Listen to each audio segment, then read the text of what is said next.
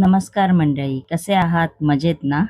आज आपण अळूवडी ही रेसिपी पाहणार आहोत. चला तर रेसिपीला सुरुवात करायची आहे. इकडे मी अळूवडीची पाने घेतलेली आहेत. ती अशी देठ काढून घ्यायची आहेत. बघू शकता तुम्ही.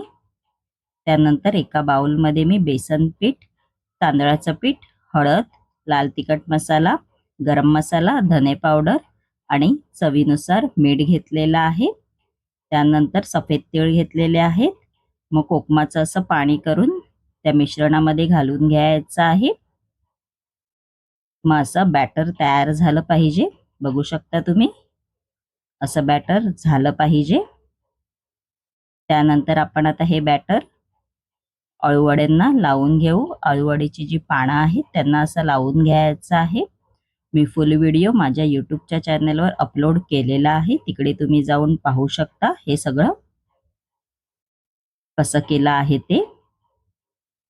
त्यानंतर आपण आता ह्या असे रोल करून वाफेवर शिजू द्यायचं आहे. आपल्या अळूवड्या वाफेवर शिजलेल्या आहेत.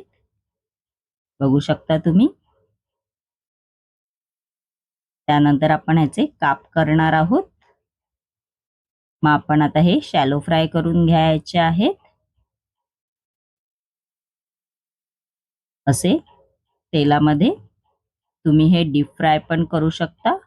आपली अळूवडी तयार झालेली आहे. माझी ही रेसिपी जर तुम्हाला आवडली असेल आणि अशाच नवनवीन युनिक रेसिपी जर तुम्हाला माझ्या चॅनलवरती पाहायच्या असतील आणि तुम्ही जर माझ्या चॅनलवरती नवीन असाल तर नक्की माझ्या चॅनलला लाईक, शेअर आणि सबस्क्राईब करायला विसरू नका.